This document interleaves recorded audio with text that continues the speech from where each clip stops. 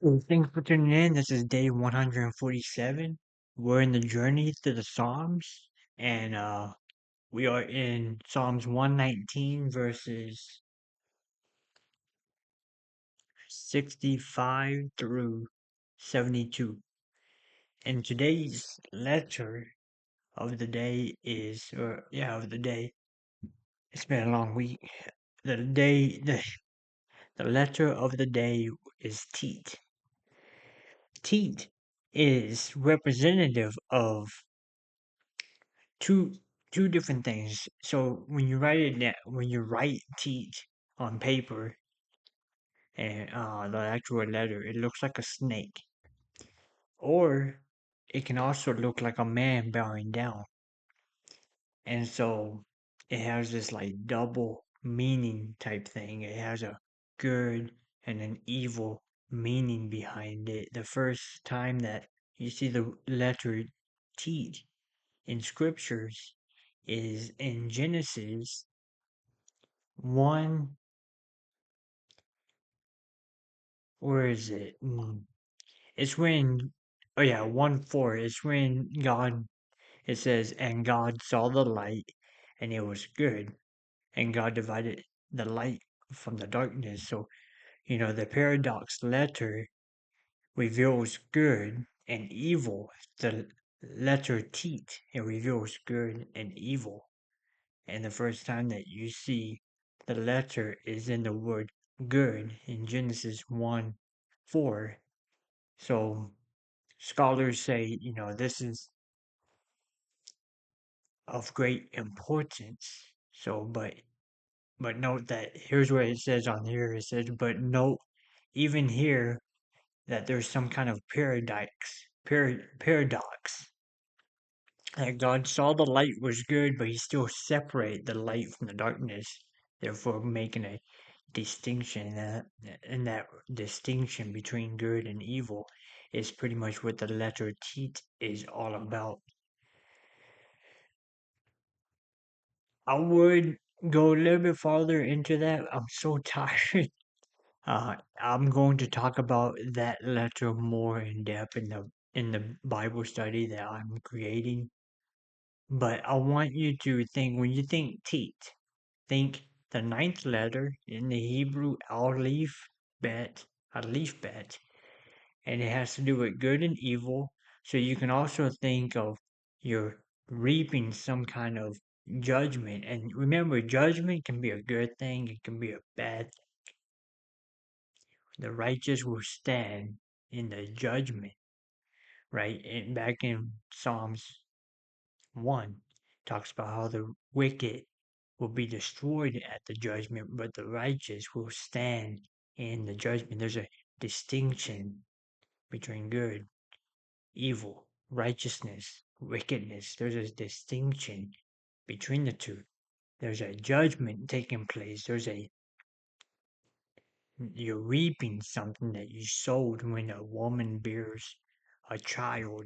You want to bear good fruit in your life. So there's all these teats that we can talk about. We can get more deep into that, but I would say think of either a snake like Satan or think of a man bowing down on his face like someone that is coming before God with their life.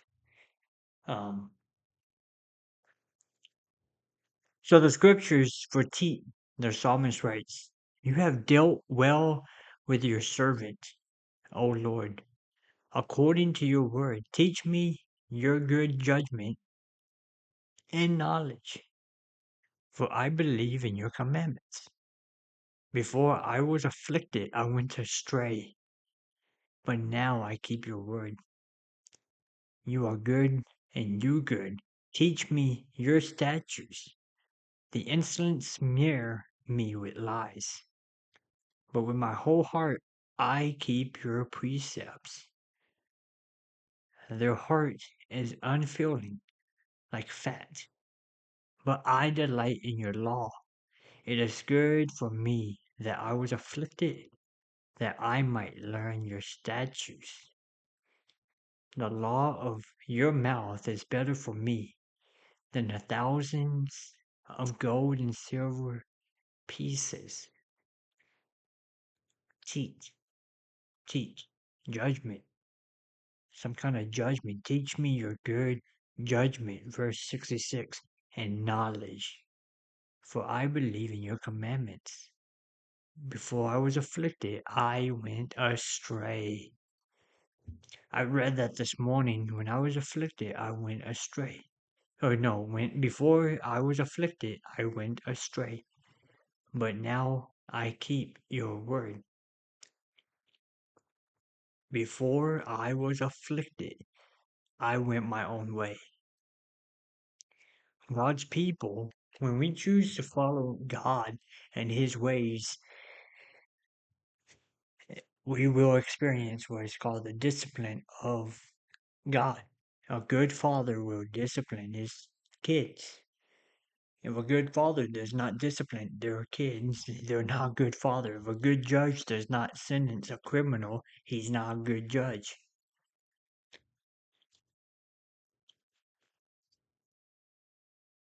But when we live according to His word, right? You have dealt well with your servant, O Lord, according to your word. When we live according to His word, we keep His commandments, we believe His commandments, keep His word. Verse 67, we understand that He is good and does good, even in the hardships, even in the bad times. God is teaching us how to live according to His precepts. Verse 72, it says, the law of your mouth is better to me than thousands of gold and silver pieces.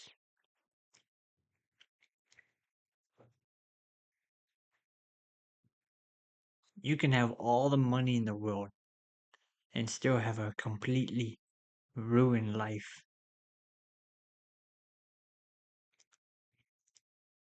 You can have all the money in the world and still have a marriage that falls apart. You can have all the money in the world and still have a career that just ends out of nowhere. You can have all the money in the world and still end up ruined.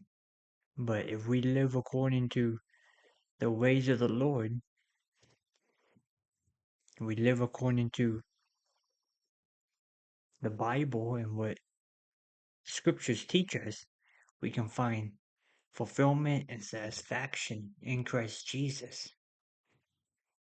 And we can find that difference between good, evil.